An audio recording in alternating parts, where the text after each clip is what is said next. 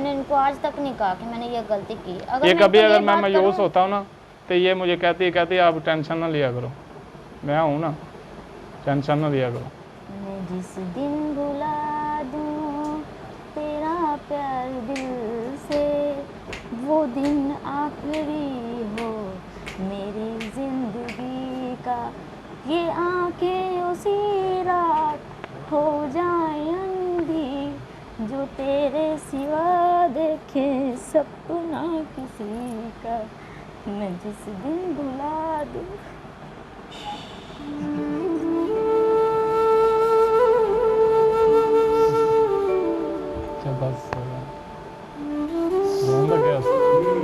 अभी भी वक्त है। मैंने कहा नहीं, मेरा आखिरी फैसला यही है कि मैंने इनके साथ ही करनी है, वरना नहीं करनी है, आप जो मर्ज़ी कर लें, ठीक है। अस्सलाम वालेकुम, मेरा नाम गुलाम फरीद है और ये मेरी वाइफ है किरण फरीद।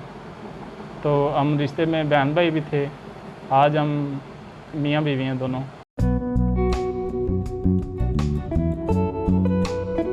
और ये कहानी यहाँ से शुरू होती है कि हमारी जो अम्मी थी, मेरी अम्मी यानी कि मेरी अम्मी की इनके अब्बू से शादी हुई। ये 4 बहन भाई थे, इनकी अम्मी फौत हुई थी, तो मेरी अम्मी की डिवोर्स हुई थी। मेरी अम्मी और इनके अब्बू की शादी हो गई आपस में। उसके बाद ये छोटी सी थी, ये जब जैसे बड़ी हुई इसकी अम्मी अब्बू ने शादी कर दी। शादी करने के बाद ये तकरीबन कोई 2-3 साल अपने ससुराल वालों के साथ रही है, जिसमें से तकरीबन समझे कि 4 माह इधर अम्मी अब्बू के पास रहती थी, 1 महीना उधर रहती थी। उसके बाद ये जब अम्मी के पास आती थी, अब्बू के पास रहती थी, तो जैसे जैसे इसने रहना, ये इसके पास एक बेटी होगी। बेटी होने के बाद खर्चे से तंग होती थी, लड़ाइयाँ झगड़े इनके घर में होते थे, और फिर अब ये लड़के अम्मी अब्बू के पास आ जाती। जैसे अम्मी अब्बू के पास आती थी तो मैं इसकी थोड़ी बहुत ही हेल्प कर देता था बच्ची के ज़रिए। मैं कहता चलें यार, ये कुछ 400-500 रुपया इसको दे देता था भी, ये रख लो आप, बच्ची के लिए कुछ दूध वगैरह या कोई चीज़ लेनी पड़े।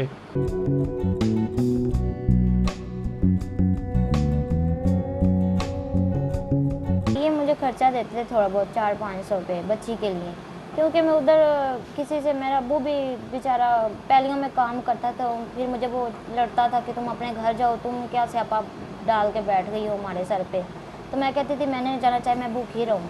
तो ये मुझे थोड़ा सा खर्चा दे देते थे, चलो दूध ले ले या कोई 5 से 10 रुपये की बच्ची के लिए चीज़ ले ले, किसी का मुँह ना देखे वो।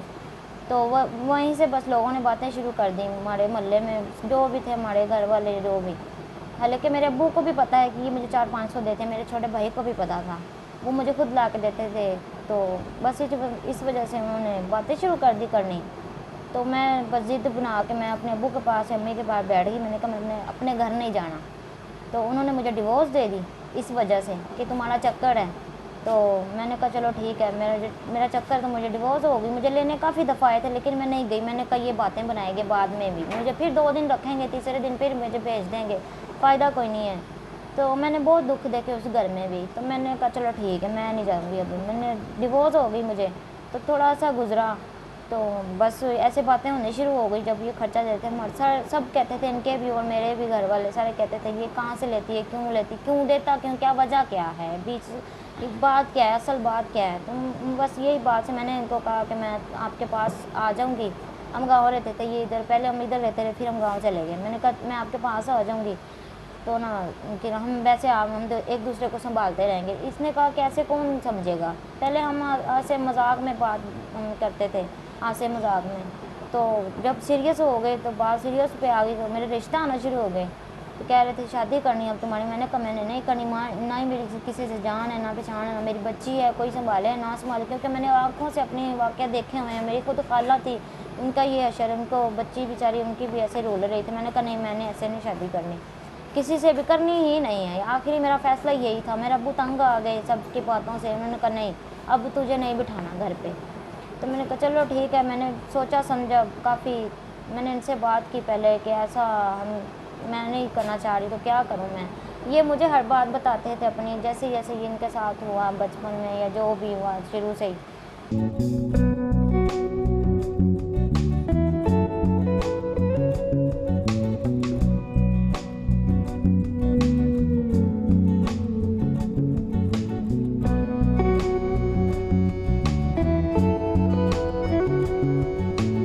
बातें करता था कि तुम्हारा क्या रिश्ता है, तुम ऐसा क्यों खर्चा देते हो, या तुम इसको क्यों संभालती हो, तुम बड़ी फेवर करती हो इनकी, ये तुम्हारी बड़ी करते हैं, क्या चक्कर क्या है। तो मैंने कहती कि नहीं, तुम लोग ना ऐसे बातें बनाते हो, बनाई जाओ, हमारा कोई ऐसा नहीं है। हम मजाक में डालते रहते थे बात, जो भी होती थी हम कहते ऐसे मुँह चलाते हैं, दफ़ा करते रहे बात जो भी करते हैं।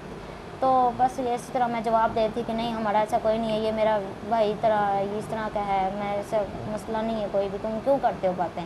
तो कह नहीं, तुम हमारे मुंह पे ऐसा करती हो, तुम्हारा है चक्कर, तुम्हारा है चक्कर, तुम शादी कर लो, इससे नहीं रह सकती, शादी कर लो, तुम ऐसे इसको खा रही हो, तुम पैसे ले रही हो, तुम खर्चे लेती हो, ये करती हो, वो करती हो, काफ़ी बातें होगी। तब मैंने इनको कह दिया कि हम ऐसे निकाह कर लेते हैं। अब्बू को कहा, तो अब्बू ने कहा अगर तुम्हारी इससे शादी अगर तुमने करनी है तो तुम्हें, हमें नहीं तुम्हें बुलाना। ना ही बड़े भाई ने भी कह दिया कि हमने तुम्हें मरी हुई को भी नहीं देखना, तुम मरो जियो चाहे जो मर्ज़ी करो, हम कल में तुम्हें पता नहीं है कि क्या हो रहा है आजकल, कोई अच्छे भले को छोड़ के चली जाती हैं, अच्छे भले के साथ नहीं कोई रहता कि खर्चे पूरे नहीं हो रही है, तुम क्या करोगी अकेली। बस ये सारी बातें मेरे अब्बू ने भाई ने की मुझसे, सारी रात मेरे साथ बातें करते रहे कि तुम ऐसा ना करो, अभी भी वक्त है। मैंने कहा नहीं, मेरा आखिरी फ़ैसला यही है कि मैंने इनके साथ ही करनी है, वरना नहीं करनी है, आप जो मर्ज़ी कर लें, ठीक है।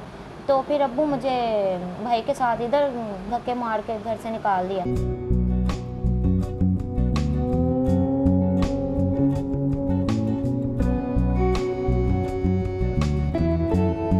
इसने कहा था मुझे कि तुम ऐसा ना करो, अपनी ज़िंदगी बर्बाद ना करो। मैंने कहा नहीं, नहीं, आप भी ऐसे हो, दुख परेशानी आपने भी देखी है, मुझे पता है मेरी परेशानियाँ, तो आपकी मुझे पता है, मेरी आपको पता है।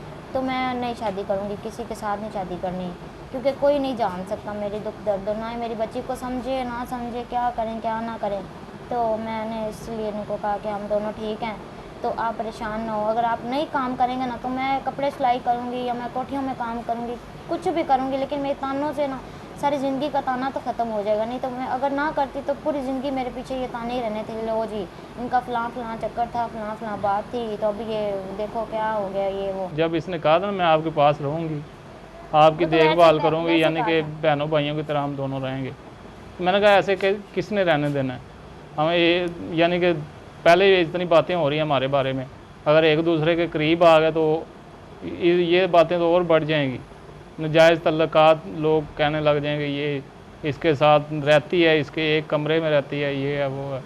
तो इसलिए मैंने इसको कहा फिर हम निकाह कर लेते हैं, ठीक है।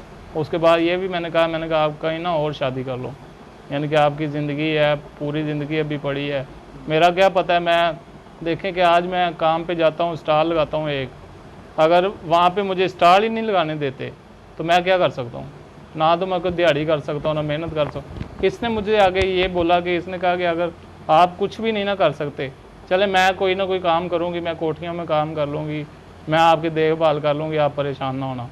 इस वजह से ना परेशान होना कि मैं कमा नहीं सकता, मैं ये नहीं कर सकता, वो नहीं कर सकता। नहीं, मैंने इनको आज तक नहीं कहा कि मैंने ये गलती की। अगर ये मैं कभी इनको अगर ये मैं बात मायूस करूं, होता हूँ ना तो ये मुझे कहती आप टेंशन ना लिया करो, मैं हूँ ना, टेंशन ना लिया करो। मैंने इनको कभी नहीं कहा कि ये मैंने गलती कर दी है शादी करके।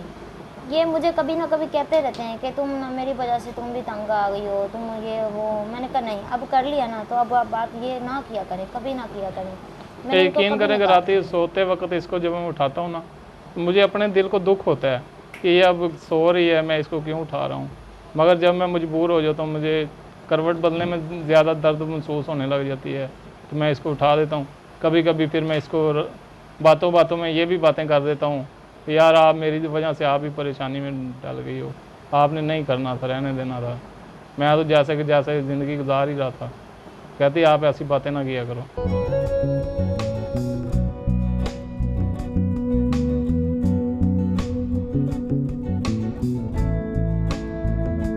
इसको काफ़ी लानतें वगैरह डाली हैं, ले ये तुमने क्या देखा इसमें, इसमें तुमने क्या देखा, करना ही था किसी अच्छे भले से कर लेती, ये कर लेती, वो कर लेती।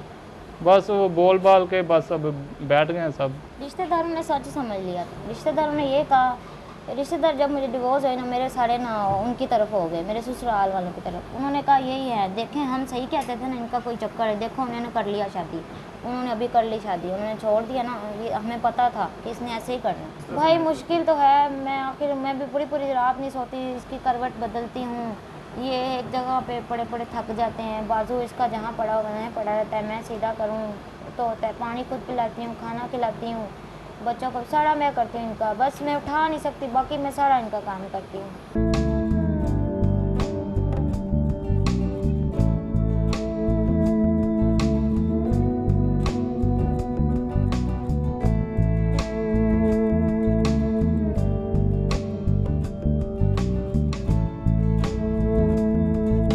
हमने कारी साहब से मशवरा किया, हमने वकील से भी मशवरा किया कि ये बात है, हमने हदीस में भी पढ़ा, क्योंकि ना ये मेरे भाई सके हैं ना ही मैं इनकी बहन, ठीक है, हमारे दोनों के माँ बाप अलग-अलग है। पूरा काम ये है कि मैं उनके और ये रुमाल वगैरह का स्टॉल लगाता हूँ बुलंदशहर के 8 नंबर गेट पे। बस जो 1000 1200 800 बनता है मैं ले आता हूँ, तो उसके साथ ही घर चल जाता है बस।